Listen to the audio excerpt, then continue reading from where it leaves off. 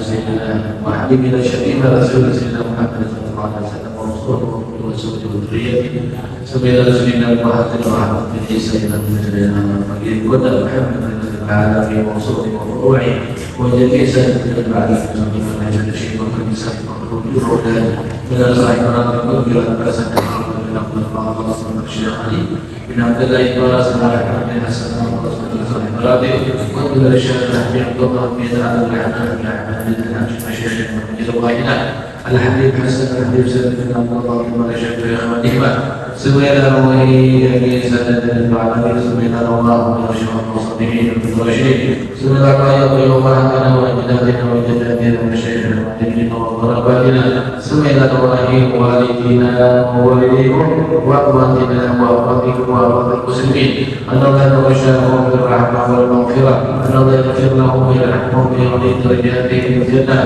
وينفعنا بأسرارهم وأحوالهم وعيوبهم ونفعنا في الدنيا والآخرة على هذه الدنيا على من ولينا من صالح ما نرى غير حتى أن الله يغفر بذكرهم وعمل في أعمالهم يغفر لنا ولكم بالحسنى بخير ويثبت عافية وإلى حضرة النبي محمد صلى الله عليه وسلم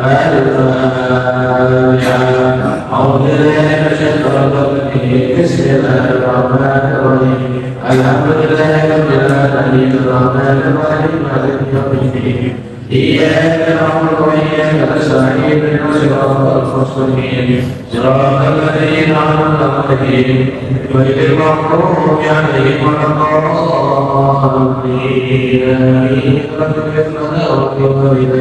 الضالين وإلى حكمنا الرحيم لا إله إلا هو الرحمن الرحيم اللهم لا إله إلا هو الحق القيوم لا يدعو سنة ولا نوم له ما في السماوات وما في الأرض الله الذي يشفع عنده إلا بإذنه يعلم ما بين أيديهم وما خلفهم ولا يحيطون بشيء من علمه إلا بما شاء واسع كرسيه السماوات والأرض ولا يعوده حفظهما وهو العلي العظيم لله ما في السماوات وما في الأرض وإن تبدوا ما في أنفسكم أو تخفوا يحاسبكم به الله فيغفر لمن يشاء ويعذب من يشاء والله على كل شيء قدير آمنت الرسول بما أنزل إليك ربي والمؤمنون كل آمن بالله وملائكته وكتبه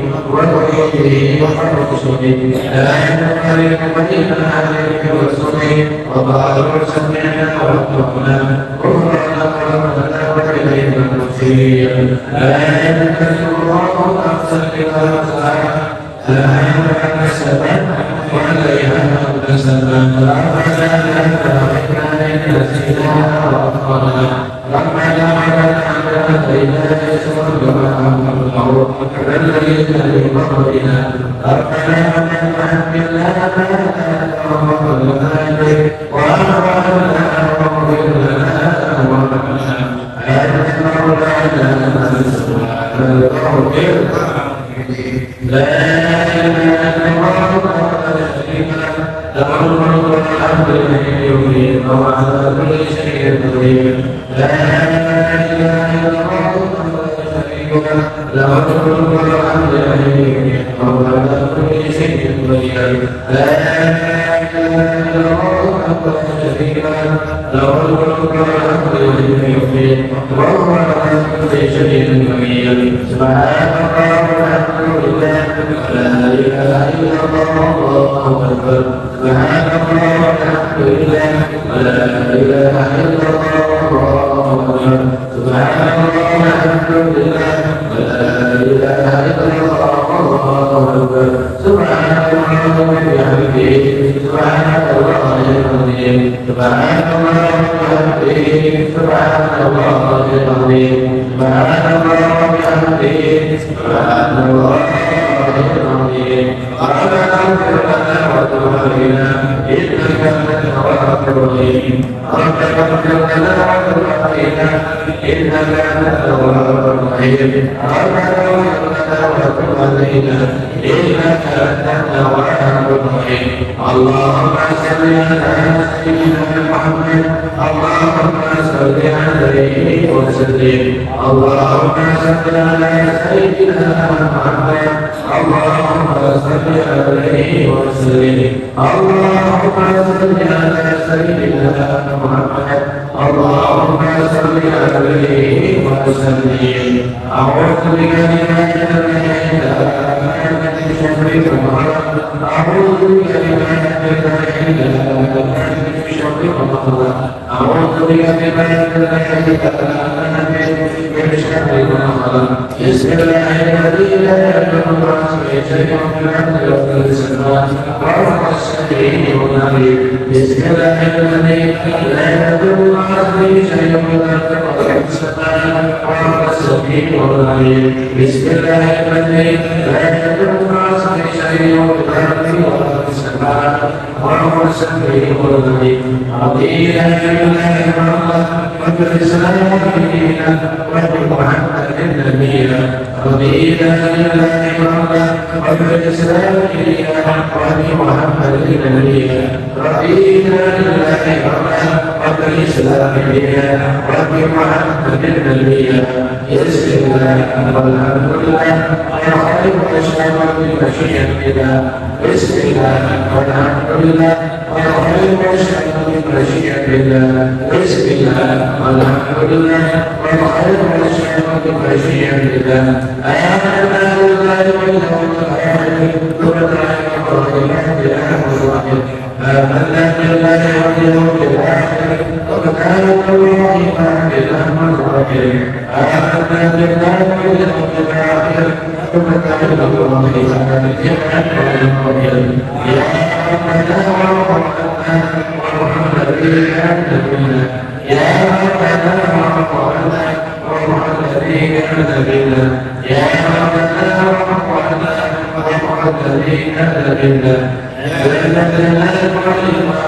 أمنا على دين الإسلام يا جلال والإكرام أمنا على دين الإسلام يا جلال والإكرام أمنا على دين الإسلام يا جلال والإكرام أمنا على دين الإسلام يا جلال والإكرام أمنا على دين الإسلام يا جلال والإكرام أمنا على دين الإسلام يا جلال والإكرام أمنا على دين الإسلام يا قوي يا متين اكفي شر الظالمين يا قوي اكفي شر الظالمين يا قوي يا متين اكفي شر الظالمين حسبنا الله ونعم الوكيل صدق الله شر الوكيل حسبنا الله ونعم الوكيل صدق الله شر الوكيل حسبنا الله ونعم الوكيل صدق الله شر